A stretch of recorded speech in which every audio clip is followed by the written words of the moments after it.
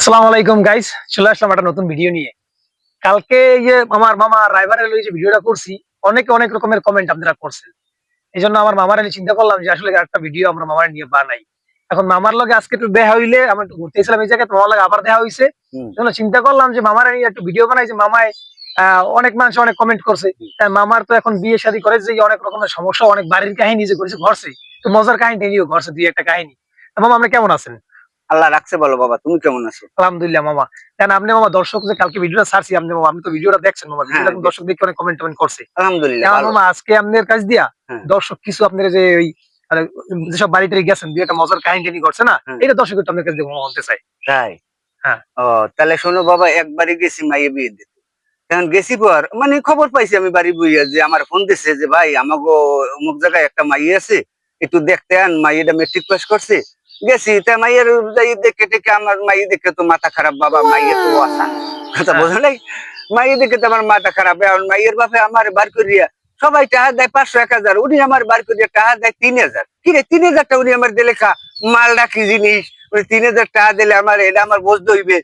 500 টাকা 1000 টাকা দিতে জান্ডা বাইরে যায়, ঘাম বাইরে যায়, কয় টাকা নাই এই সেই এই কত সেই, হ্যাঁ। অজুহাত দেয়। এরপর উনি আমার 3000 টাকা দিলে পর আমি খোঁজ করে বাবা তালাশ করে টাকা 3000 লইয়া কুলাইয়া সরিয়ে ঘুরিয়ে ঘুরিয়ে কতক্ষণ পর যাইয়া তালাশ করে দেই বাবা ওই মাইয়া এক নমল লাগে যাইয়া থাকিয়া সেই ঘরে বাচ্চা হইছে, আমিও তো মাইয়া। আস্তাগফিরুল্লাহ। এই বাচ্চা মনে কর ওই মাইয়ে 2 লাখ টাকা বিক্রি করছে।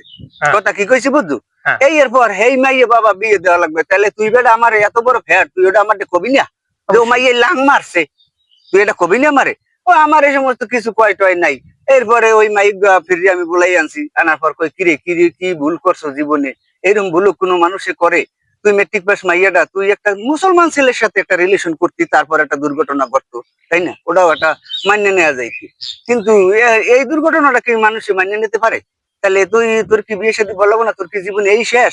তুই এগুলো কিভাবে করলি? তারপর তুই কোরআন শরীফও পড়া, তা তুই এই ভুলটা করলি কি? এরকম ইবলিশ তোর উপরে ভর করছে? ভাইয়া আমার যা গেছে গেছে, এখন আমার হাত পা ধরে কান্দাকাটি করে। ও গো এলাকায় আবার 27টা বিয়ে দিছি। এখন মাই কান্দাকাটি করে, আর মাইয়া কান্দন দেখে মনে করে যে সব গলা ধরে আমি হুই পড়ি না, কোন দল কিরা জানে গেলে এটা। এরপর কান্দাকাটির পর মাইয়ারে বুঝাই টুঝাই থুই এবার আইসি, আইয়া বিয়ে দিলাম একখানে। এই করে এখন দুগ্গ গুঁড়ো করা।